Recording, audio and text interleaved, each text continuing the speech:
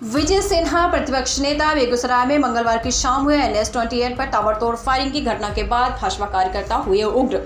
NH-28, NS-130, SS-55 सहित जिले के तमाम सड़कों पर अलग अलग टोली बनाकर भाजपा कार्यकर्ताओं ने चक्का जाम कर दिया। पुलिस प्रशासन मुर्दाबाद, नीतीश कुमार मुर्दाबाद, बिहार सरकार शर्म करो इत्यादि के नारे के साथ बीजेपी कार्यकर्ता सड़क पर उतरकर अपना विरोध जता रहे हैं।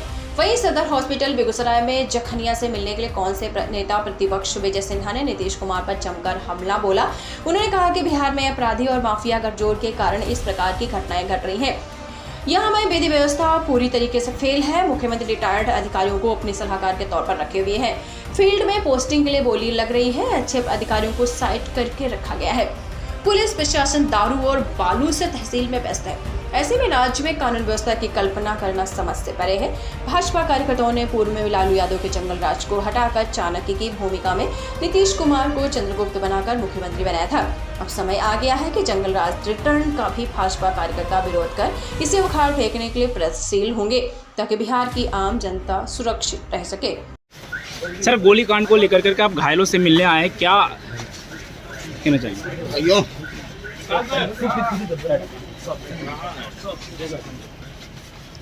देखिए, बहुत दुखद घटना है और कहीं न कहीं ये आतंकवाद का एक नया स्वरूप में उभरा है। हम लोग तो अपराध को झेल ही रहे थे। ये एक दहशत, एक गुंडागर्दी फैलाने का जो माहौल खड़ा किया गया, ये बिहार को उसी राज्य में लौटाना चाहता है जहां पर आतंक और अपराध का एक दहशत रहता था। डर से नहीं बोलता था, राह चलते किसी को उठा लेना, अपहरण कर लेना, किसी को हत्या कर देना। आज पूरे लखीसराय के अंदर आज धरना का कार्यक्रम है सामूहिक बलात्कार के विरोध में।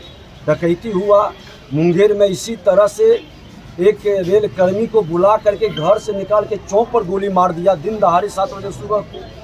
और बेगूसराय के अंदर जब जो घटना घटित हुआ, पूरे बिहार को एक तरह से दहला दिया, भयभीत कर दिया है।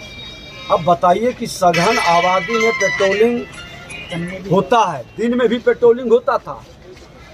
4-5, 6 थाना के बीच से 30 किलोमीटर 40 किलोमीटर गुजर गया अपराधी गोली मारते हुए। कहाँ इसका प्रशासन और पुलिस के लोग थे? कहाँ गश्ती दल था? आप रोड पर दिखाने के लिए मोटरसाइकिल का चेकिंग करते हैं, आम पब्लिक को आप जो पैसा वसूलने का काम करते हैं, लेकिन अपराधी इस तरह के खुल के चला जा रहा है घटना करके। कहाँ आपका प्रशासन है?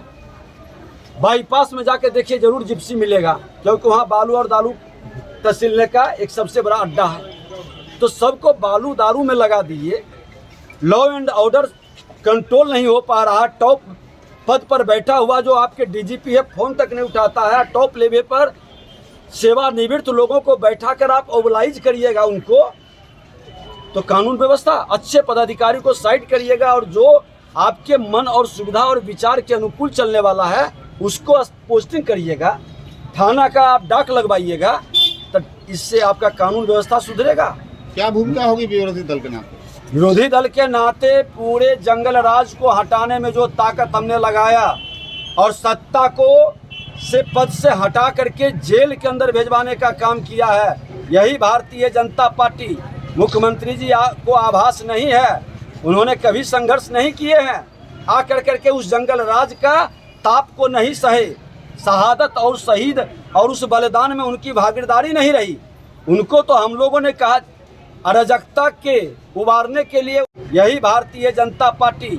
मुख्यमंत्री जी को आभास नहीं है, उन्होंने कभी संघर्ष नहीं किए हैं। आकर करके उस जंगल राज का ताप को नहीं सहे, शहादत और शहीद और उस बलिदान में उनकी भागीदारी नहीं रही। उनको तो हम लोगों ने कहा अराजकता के उबारने के लिए उनको कुर्सी कुमार को हमने चाणक्य बनकर चंद्रगुप्त के रूप में बैठाया था, लेकिन आज वो खुद जाकर के उसी जगह पर बैठ गए जहां अराजकता जंगल राज को जनता राज कर रहे हैं। अब ये उससे भी 2 कदम आगे निकल गया, ये गुंडा राज है। गुंडों के हवाले बिहार को थमा दिए अपने स्वार्थ और महत्वाकांक्षा के लिए। बिहार संभल नहीं रहा, देश संभालने चले हैं। आज पूरा देश देख रहा है कि बिहार के अंदर कैसा दहशत का माहौल बनाया गया है। 1 महीना भी नहीं गुजरा, भ्रष्टाचार भी उसी तरह से चरम पर है। उनके मंत्री ही कह रहे हैं कि हम चोरों के सरदार हैं। और अपराध तो खुल करके पहली बार बिहार में घटना घटित हुआ है। इस तरह से खुलेआम 30 से 40 किलोमीटर तक गोलियां बरसाते गया, लोग को, निर्दोष लोगों को गोली मारते गया। ऐसी दहशत कहीं नहीं हुई, कभी नहीं हुई। हाल और मृतक के परिजनों को क्या कहेंगे? मुआवजा मिलना चाहिए 1-1 करोड़ को। जो एक शहीद होता है और उस शहादत का उसकी पूरी कीमत मिले, इसकी जिम्मेवारी तय करे।